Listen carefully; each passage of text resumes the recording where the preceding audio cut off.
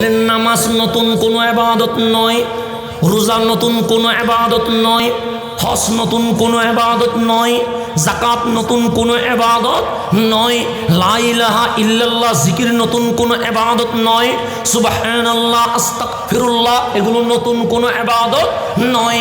আগে ছিল কি ছিল না? ছিল। তো আজকে আমরা যখন পোস্টার বলছি, কারো নাম মেজর, কারো নাম ডাক্তার, কারো নাম অ্যাডভোকেট, আছে না নাই? তো ডাক্তার হলে উনি সম্মানী, অ্যাডভোকেট হলে উনি সম্মানী, মেজর হলে উনি সম্মানী, লেফটেন্যান্ট হলে উনি সম্মানী, সেনাবাহিনীর প্রধান হলে উনি সম্মানী, এমপি হলে সম্মানী, চেয়ারম্যান হলে সম্মানী, মন্ত্রী হলে সম্মানী, রাষ্ট্রপতি হলে সম্মানী, প্রধানমন্ত্রী হলে সম্মানী। তা আমার মালিক বলছে এগুলার চেয়েও বড় সম্মানী কি জানিস? আমরা বললাম কি?